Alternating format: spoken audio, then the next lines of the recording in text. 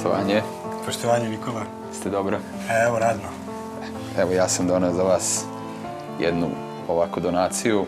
Nadam se da će poslužiti i da će što više dece otići u vaš kamp i siguran sam to, Nikola. Hvala, jedno veliko hvala. Ovo će stvarno obradovati i organizaciju i decu i siguran sam pomoći u realizaciji četvrtog po redu kampa. Imamo i mi jedan mali poklon za tebe, a to je marama našeg kampa i ovo sva deca nose na našim kampovima, nadam se da ćeš i ti u nekoj prilici. Hvala To su sve mnogo. njihove reči zapisane, ovo ništa nismo izmišljali.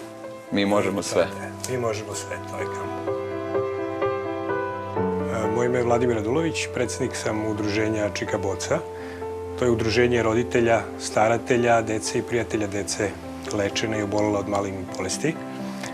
Jedno veliko hvala što ste ovde, Nikoli, prvoj produkciji Motion i naravno emisiji Tvoje lice zvuči i poznato, koja je na jedan lep način pomogla da kamp koji se ove godine, nadam se četvrti put, odnosno nadam se da će se četvrti put održati,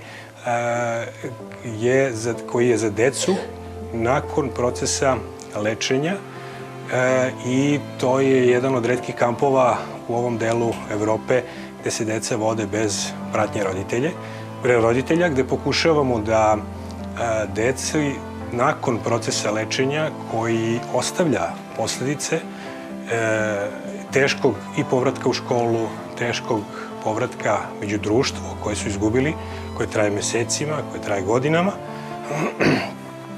gde je pokušaj da se ta deca vrate u sredinu iz koje su iščupani samom bolešću, jer život ide dalje, glava na ramenima nije dovoljna, potrebno je i da toj deci i pružimo i vratimo sve ono što su izgubila kada je bolest i nastala.